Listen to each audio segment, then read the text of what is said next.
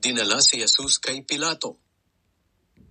Kinaumagahan, nagplano ang lahat ng namamahalang pari at ang pinuno ng mga Hudyo kung ano ang gagawin nila para maipapatay si Jesus. Ginapos nila si Jesus at dinala kay Gobernador Pilato. Ang pagkamatay ni Judas. Nang malaman ng traidor na si Judas na hinatulan ng kamatayan si Jesus, nagsisi siya sa kanyang ginawa at isinauli ang 30 pirasong pilak sa mga namamahalang pari at mga pinuno ng mga Hudyo. Sinabi niya sa kanila, "Nagkasala ako dahil ibinigay ko sa inyo ang isang taong walang kasalanan." Pero sumagot sila, "Ano ang pakialam namin diyan? Problema mo na iyan." Itinapon ni Judas sa templo ang salapi. Pagkatapos ay umalis siya at nagbigti. Pinulot ng mga namamahalang pari ang salapi at sinabi, "Hindi natin maaaring ilagay ang salaping ito sa kabangyaman ng templo. Dahil ibinayad ito upang maipapatay ang isang tao. Labag ito sa ating kautusan." Kaya napagkasunduan nilang gamitin ang salapi para bilhin ang bukid ng magpapalayok at gawing libingan ng mga dayuhan. Ito ang dahilan kung bakit hanggang ngayon ay tinatawag pa rin ang lugar na iyon na Bukid ng Dugo. Sa pangyayaring iyon, natupad ang ipinahayag ni Propeta Jeremias nang sabihin niya, "Kinuha nila ang 30 pirasong pilak, ang halagang napagkasunduan ng mga taga-Israel na ipambili sa kanya. At ginamit nila ang pera bilang pambili ng bukid ng magpapalayok ayon sa iniutos sa akin ng Panginoon." Inimbestigahan ni Pilato si Jesus. Nang madala na si Jesus kay Pilato, tinanong siya nito, "Ikaw nga ba ang hari ng mga Hudyo?" Sumagot si Jesus, "Ikaw na ang nagsabi." Pero hindi sumagot si Jesus sa mga paratang ng mga namamahalang pari at ng mga pinuno ng mga Hudyo. Kaya tinanong siyang muli ni Pilato, "Bakit ayaw mong sagutin ang mga paratang nila sa iyo?" Pero hindi pa rin sumagot si Jesus, kaya nagtaka ang gobernador. Hinatulan si Jesus ng kamatayan. Tuwing pista ng paglampas ng anghel, nakaugalian na ng gobernador na magpalaya ng isang bilanggo na gustong palayain ng mga tao. Nang panahong iyon, may isang kilalang bilanggo na ang pangalan ay Barabas. Nang magtipon ng mga tao, tinanong sila ni Pilato, "Sino ang gusto ninyong palayain ko? Si Barabas o si Jesus na tinatawag na Kristo?" Alam ni Pilato na pagkainggit ang nagtulak sa mga pamunuan ng mga Hudyo na dalhin sa kanya si Jesus. Habang nakaupo si Pilato sa hukuman, nagpadala ang kanyang asawa ng ganitong mensahe, "Huwag mong pakialaman ng taong iyan na walang kasalanan, sapagkat napagabag ako ng husto dahil sa panaginip ko tungkol sa kanya." Pero sinulsulan ng mga namamahalang pari at ng mga pinuno ng mga Hudyo ang mga tao na hilingin kay Pilato na si Barabas ang palayain at si Jesus ang ipapatay. Kaya nagtanong ulit si Pilato sa mga tao, "Sino sa dalawa ang gusto ninyong palayain ko?" Sumigaw sila, "Si Barabas." Nagtanong pa ulit si Pilato, "Ano ngayon ang gagawin ko kay Jesus na tinatawag na Kristo?" Sumagot ang mga tao, "Ipako siya sa krus." Tinanong sila ni Pilato, "Bakit? Ano bang ginawa niyang kasalanan?" Pero lalo pang sumigaw ang mga tao, "Ipako siya sa krus."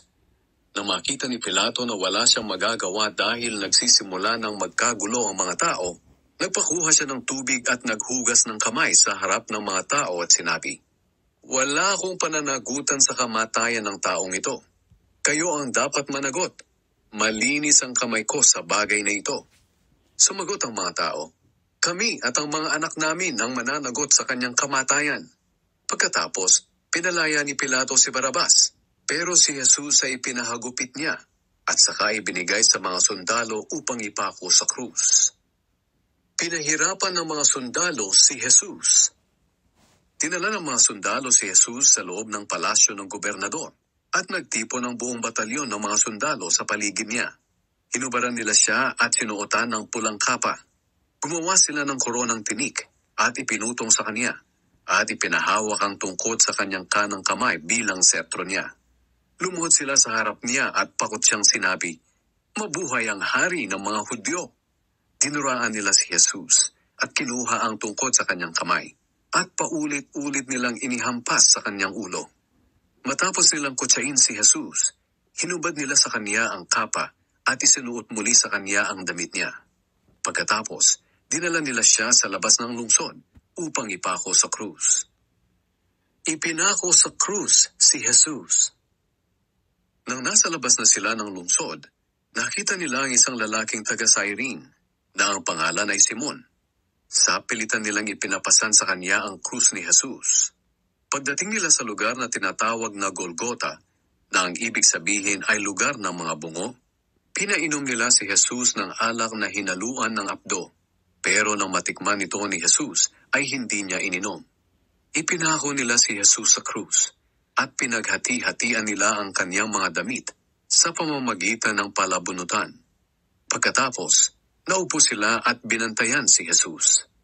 Naglagay sila ng karatula sa ulunan ni Jesus at ganito ang nakasulat na paratang laban sa kanya. Ito si Jesus, ang hari ng mga Hudyo. May dalawa ring tulisan na ipinako sa krus kasabay ni Jesus, isa sa kanan at isa sa kaliwa. Ininsulto si Jesus ng mga taong napapadaan doon. Napapailing sila at sinasabi, "Hindi ba't sinasabi mong gigibain mo ang templo at muli mong itatayo sa loob ng 3 araw? Bakit hindi mo iligtas ang iyong sarili?" Mga namamahalang pari, ng mga tagapagturo ng kautusan, at ng mga pinuno ng mga Hudyo. Sinabi nila, iniligtas niya ang iba, pero hindi niya mailigtas ang kanyang sarili. Hindi ba't siya ang hari ng Israel? Kung bababa siya sa krus, maniniwala na kami sa kanya. Nagtitiwala siya sa Diyos at sinasabi niyang siya ang anak ng Diyos. Ngayon, tingnan natin kung talagang ililigtas siya ng Diyos. Maging ang mga tulisang ipinakong kasama niya ay nang insulto rin sa kanya. Ang pagkamatay ni Jesus. Nang mag-alas 12 na ng tanghali, dumilim ang buong lupain sa loob ng 3 oras. Nang mag-alas 3 na ng hapon, sumigaw si Jesus ng malakas, "Eloi, Eloi, lema sabachthani," na ang ibig sabihin ay, Diyos ko, bakit mo ako pinabayaan?" Nang marinig iyon ng mga nakatayo roon, sinabi nila, tinatawag niya si Elias. Agad namang tumakbo ang isang tao at kumuha ng espongha at isinawsaw sa maasim na alak. Ikinabit niya ito sa dulo ng isang patpat at idinampi sa bibig ni Jesus upang sipsipin niya. Pero sinabi naman ng iba, "Hayaan mo siya. Tingnan natin kung darating nga si Elias para iligtas siya." Muling sumigaw ng malakas si Jesus at nalagutan ng hininga. Nang sandali ring iyon, nahati mula sa itaas hanggang sa ibaba ang kurtina sa loob ng templo. Lumindol sa buong lupain at nagkabitak-bitak ang mga bato. Nabuksan ang mga libingan at maraming banal ang muling nabuhay. Lumabas sila ng libingan at nang muling mabuhay si Jesus, pumunta sila sa Jerusalem at marami ang nakakita sa kanila. Ang kapitan at ang kanyang mga sundalo na nagbabantay kay Jesus ay nasindak nang mayanig ang lupa at nang makita ang mga pangyayari. Sinabi niya, "Totoo ngang siya ang anak ng Diyos." Sa di kalayuan ay maraming babae na nanonood sa mga pangyayari. Noong umalis si Jesus sa Galilea, sumunod ang mga babaeng ito sa kanya at tinulungan siya sa kaniyang mga pangangailangan. Kabilang sa kanila si Maria na taga Magdala, si Maria na ina ni Santiago at Jose, at ang asawa ni Zebedee. Ang paglilibing kay Jesus. Nang magtakip silim, isang mayamang lalaki na taga Arimatea ang dumating. Siya ay si Jose na isa ring tagasunod ni Jesus. Pumunta siya kay Pilato at hiningi ang bangkay ni Jesus, at iniutos naman ni Pilato na ibigay ito sa kanya. Kaya kinuha ni Jose ang bangkay at binalot ng malinis na telang linen. Inilagay niya ito sa bagong libingang hinukay sa gilid ng burol na ipinagawa niya para sana sa sarili. Pagkatapos, pinagulong niya ang isang malaking bato upang takpan ang pintuan ng libingan, at saka siya umalis.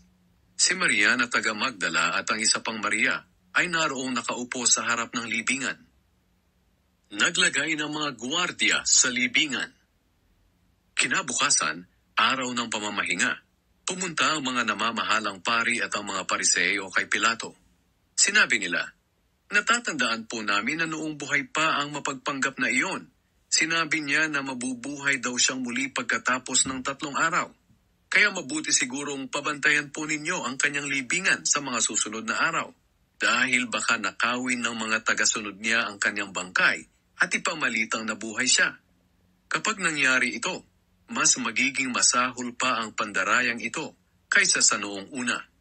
Sumagot si Pilato sa kanila, "May mga gwardya kayo. Kayo na ang magpabantay ayon sa nalalaman ninyo." Kaya pumunta sila sa libingan at tinatakan nila ang bato na nakatakip sa libingan upang malaman nila kung may nagbukas, at nag-iwan sila roon ng ilang mga bantay. 28 Kabanata. Muling nabuhay si Jesus. Madaling araw ng linggo, makalipas ang araw ng pamamahinga, pumunta sa libingan si Maria na taga Magdala, kasama ang isa pang Maria upang tingnan ito. Biglang lumindol ng malakas, at isang anghel ng Panginoon ang bumaba mula sa langit, at iginulo ang bato na nakatakip sa libingan at inupuan ito. Nakakasilaw na parang kidlat ang kanyang anyo, at puting-puti ang kanyang damit. Nanginig sa takot ang mga sundalong nagbabantay sa libingan, at hinimatay. Sinabi ng anghel sa mga babae, "Huwag kayong matakot. Alam kong hinahanap ninyo si Jesus na ipinako sa krus. Wala na siya rito. Dahil nabuhay siyang muli tulad ng sinabi niya sa inyo. Hali kayo, tingnan ninyo ang pinaglagyan ng kanyang bangkay." Pagkatapos, sinabi ng anghel sa kanila, "Puntahan niyo agad ang mga tagasunod niya, at sabihin ninyo sa kanila na nabuhay siyang muli, at mauuna siya sa inyo sa Galilea. Doon ninyo siya makikita. Tandaan ninyo ang sinabi ko sa inyo." Kaya dali-dali silang umalis sa libingan. At kahit natatakot sila, masaya pa rin sila sa ipinalita sa kanila ng anghel. Patakbo nilang pinuntahan ang mga tagasunod ni Jesus upang ibalita ang pangyayari. Pero maya-maya, sinalubong sila ni Jesus sa daan at pinati. Lumapit sila kay Jesus, niyakap ang kanyang mga paa at sinamba siya. Sinabi sa kanila ni Jesus, "Huwag kayong matakot. Puntahan ninyo ang aking mga kapatid at sabihin sa kanila na pumunta sila sa Galilea. Doon nila ako makikita." Ang ulat ng mga gwardya. Pagkaalis ng mga babae sa libingan, pumunta naman sa lungsod ang ilan sa mga gwardya upang ibalita sa mga namamahalang pari ang nangyari. Matapos makipagpulong ng mga namamahalang pari sa mga pinuno ng mga Hudyo, sinuhulan nila ng malaking halaga ang mga bantay. Sinabi nila sa mga bantay, "Ipamalida ninyo na habang natutulog kayo kagabi, dumating ang mga tagasunod ni Jesus at ninakaw ang kanyang bangkay. Kapag narinig ito ng gobernador, kami na ang bahalang magpaliwanag sa kanya, para hindi kayo mapahamak." Tinanggap ng mga gwardya ang pera at ginawa ang sinabi sa kanila. Kaya hanggang ngayon, ito pa rin ang kwentong ikinakalat ng mga Hudyo. Nagpakita si Jesus sa mga tagasunod niya. Pumunta ang 11 tagasunod ni Jesus sa Galilea, doon sa isang bundok na sinabi sa kanila ni Jesus. Nang makita nila si Jesus, sumamba sila sa kanya, kahit na ang ilan ay may pagdududa. Lumapit sa kanila si Jesus at sinabi, "Ibinigay sa akin ang lahat ng kapangyarihan sa langit at sa lupa. Kaya puntahan ninyo ang lahat ng mga lahi at gawin silang mga tagasunod ko. Bautismuhan ninyo sila sa pangalan ng Ama at ng Anak at ng Banal na Espiritu. Turuan ninyo silang sumunod sa lahat ng iniutos ko sa inyo. At tandaan ninyo, lagi ninyo akong kasama hanggang sa katapusan ng mundo."